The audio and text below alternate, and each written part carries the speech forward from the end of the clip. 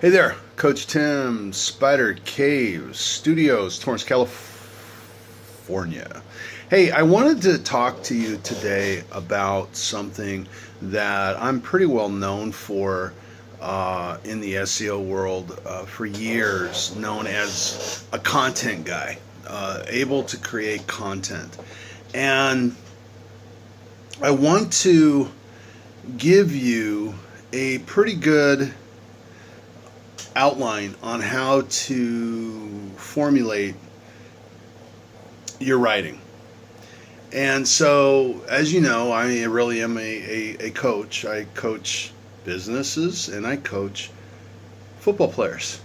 So, uh, not too long back, I'm in the weight room because I run the weight program part of the time over there, and one of the kids is doing homework, and he has to do homework, so instead of lifting. So, okay, so what's going on? And he goes, well, I have to do an essay, and I suck at writing essays, and blah blah blah blah blah. Well, have you ever thought about, oh yeah, I should blog. I'm going to do blogging, and then you get to it and write an article, and you feel like that kid does on my team that is overwhelmed by a report that's due. So let me tell you what I told him. So I go to him, I go, hey man, I'm a pretty decent writer. So would you like me to teach you how to write? And he goes, yeah. And I'm like, I'm not putting this on you. If you want to learn, I'll gladly teach you. It's not that long. And he goes, yeah, coach, please, right? So I said, well, look, first thing you got to do is write as if you're talking to one of your bros, one of your guys on the team, right? How do you write to him? How would you write to him? Because I said you probably write to him more easily than you do when you're writing for your class. I said number one, and this is copywriting, 101, guys. I mean, you write to a person. You don't write to nobody, right? So you're writing just like now.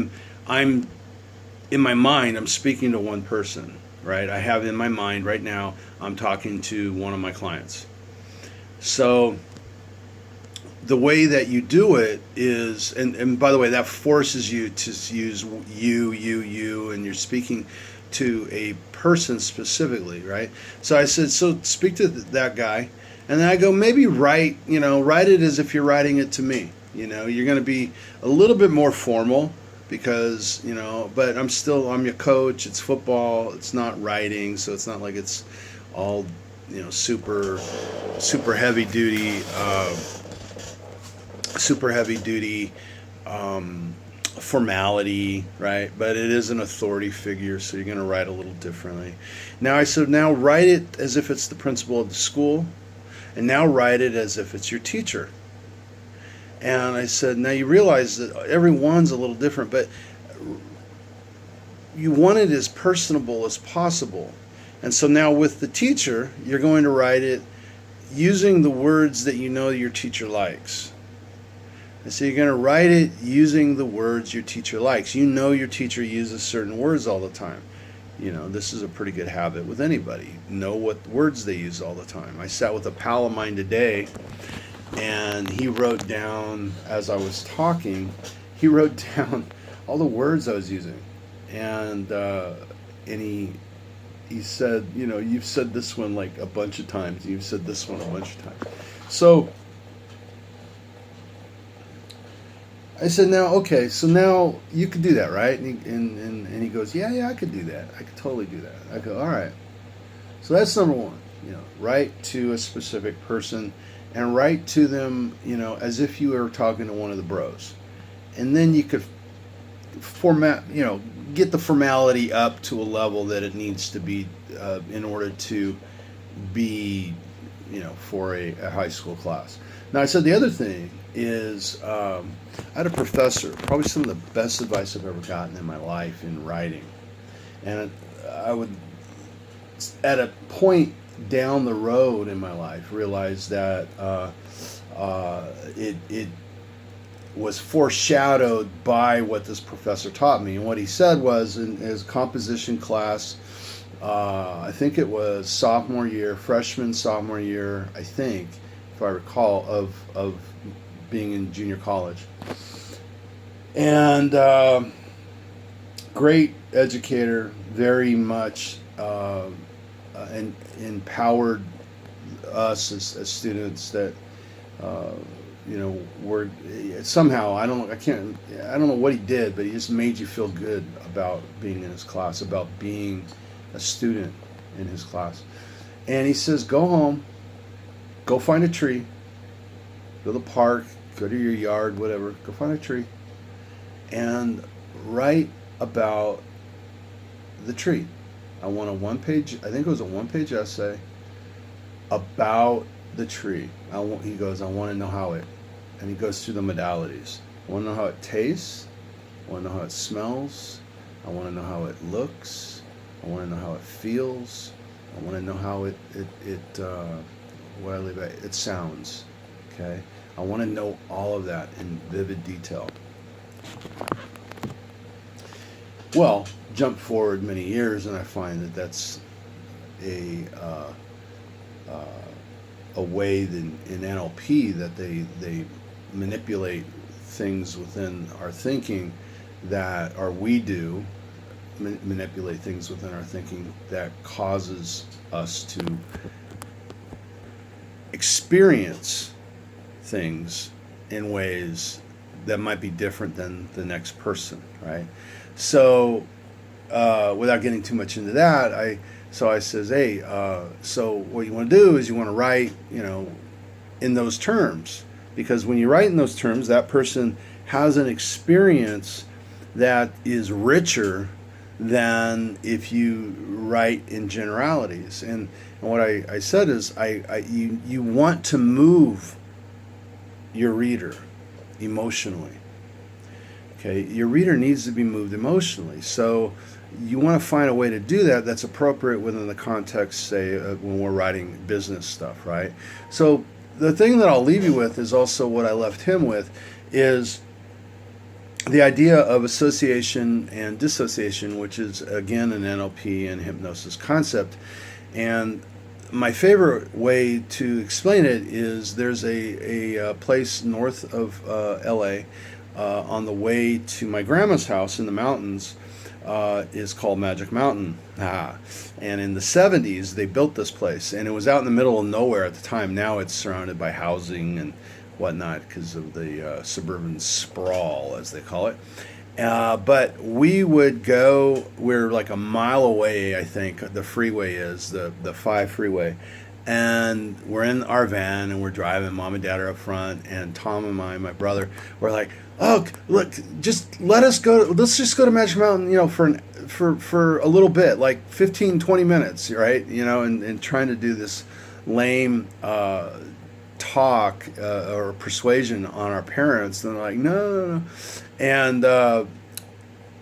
And we're like a mile away. I mean, seriously, at least a half mile away from seeing the roller coasters. And I think the roller coaster there was Colossus, which was the biggest wooden roller coaster, I think is what it was called, is how it was touted in the world. And it wasn't on metal, it was on wood, so it gave a different rolling sound.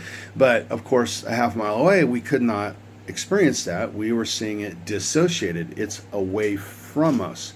Now, imagine being on that roller coaster, being on Colossus. And some of you have been on Colossus, some of you have been on roller coasters. You know the feeling.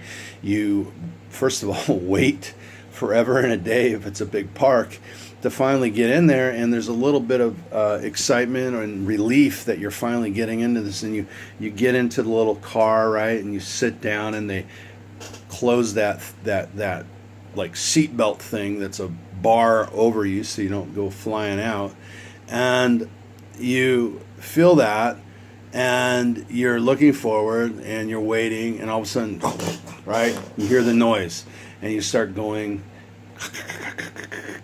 and then you go up the hill, right, up the hill, and you're starting the ground is looking further away. It's getting smaller. The people below are getting smaller.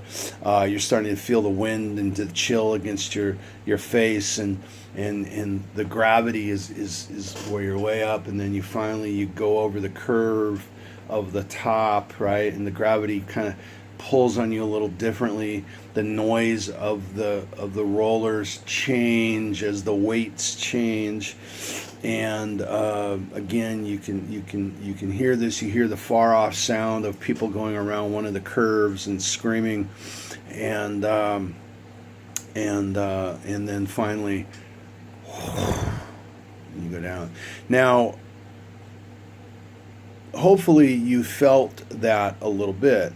That's a different feeling that's created when you associate, right? So if you write it that way, and I can go into much more vivid detail than I did, you get the reader, or in this case the listener, to feel that experience, to almost experience. It's almost the same thing as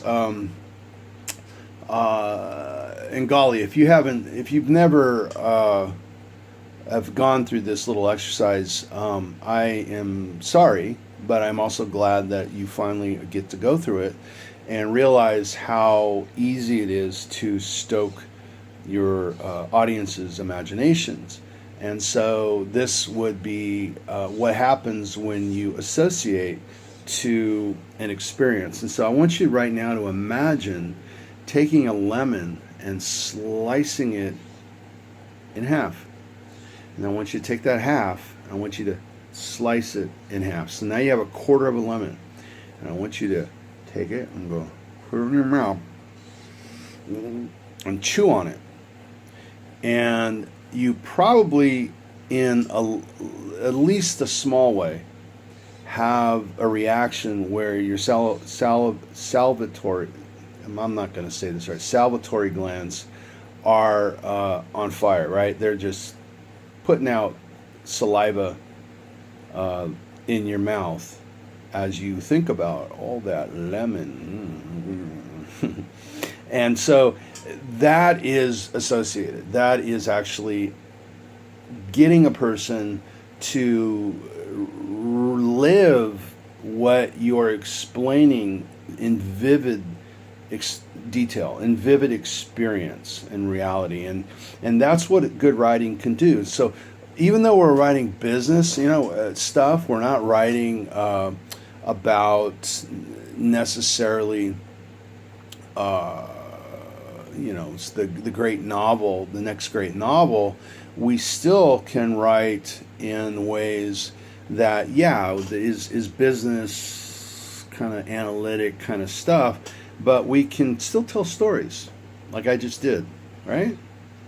I could have written it, I could have said this very 1, 2, 3, 4, 5.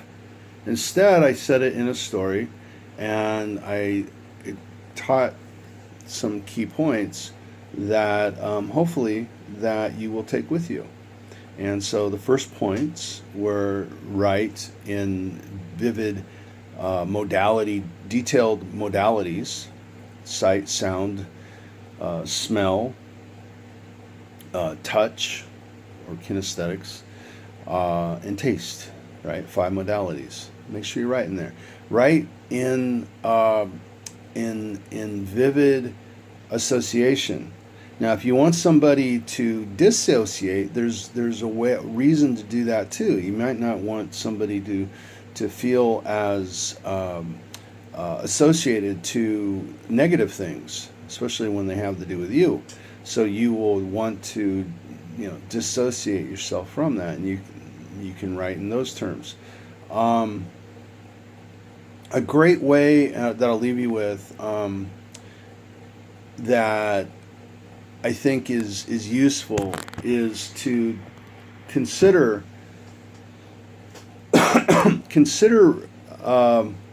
what's called perceptual position. That's an NLP concept, and third position, and second position, and first position. First position is you, right? And second position is the person in front of you. And third position is a fly on the wall, or I like to say, even better, God or Google Earth. So, first position is you, right? You're coming from your perspective.